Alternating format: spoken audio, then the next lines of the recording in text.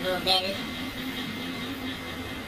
And then, search natin www.sss.gov.ph.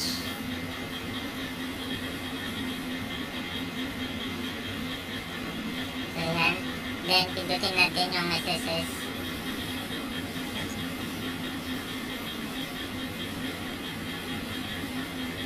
Then, may magpapack up na ganito. Pindutin nyo lang itong mga to.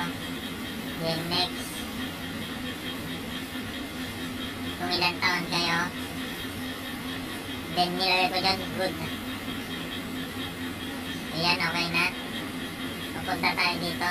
May, ito makikita nyo. Punta tayo dito sa taas. Create my SSS account, login. Then, nandito na kayo login. Then, user ID as password niyo. Then, dito kayo mapupunta. Magte-text sa inyo to. PIN. Dito nyo ilalagay. Katapos nyan, login. Then, dito kayo mapupunta. Scroll down.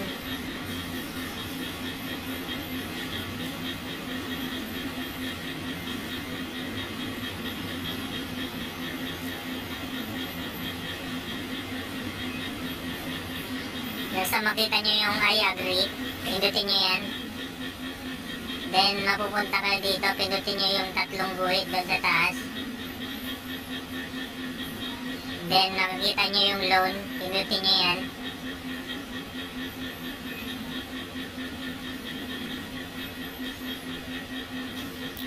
Tapos dito tayo sa salary loan.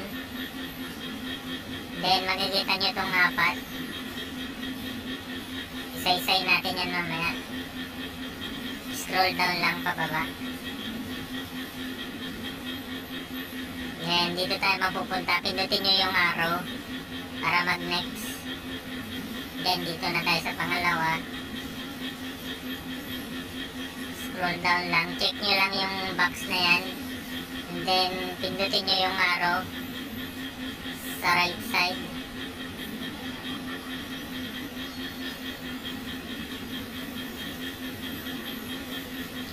Then, dito na. Pindutin nyo ulit yung arrow. Yan, pindutin nyo muna yung box. Then, yung arrow sa right side. And then, ito na yung kabuuan ng malulon ko kasi pinawas nila yung dati kong loan. So, yan, pindutin lang yung box. Then, okay. So, yan, successful na. Thank you for watching. And then, susunod na gagawin nyo, sabihan nyo yung employer na nag-loan kayo para mag-i-email kasi si SSS doon para ma-accept ng employer ninyo. Yun lang. Thank you. Please subscribe.